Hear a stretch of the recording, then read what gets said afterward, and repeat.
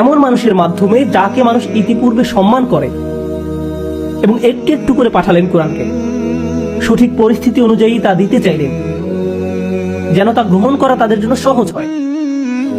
কেননা আপনি দেখবেন, সঠিক শিক্ষার জন্য আপনার প্রয়োজন হবে ভালো শিক্ষকের, সঠিক কারিকুলামের এবং সঠিক পাঠ্য বিষয়ের।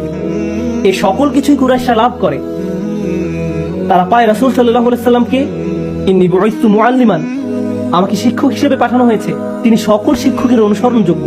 তারপর কারিকুলাম, কুরাইশরা আল্লাহর বাণী পায় তাদের কারিকুলাম হিসেবে। এর থেকে ভালো কারিকুলাম হয় না।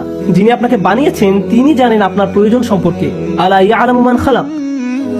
তো তাদের উচিত ছিল সকল মানুষের থেকে বেশি কৃতজ্ঞ হওয়া, কারণ তারা পেয়েছিল কোরআন, তারা পেয়েছিল এটা উপহার হিসেবে। আর এই 10 বছর সময়কালে তারা কি করলো? তারা রাসূল সাল্লাল্লাহু আলাইহি সাল্লামকে নিয়ে তামাশায় লিপ্ত হলো। এমনকি তারা তাকে অত্যাচার করলো এবং মারার চেষ্টা করলো, কোরআনকে অবহেলা করলো।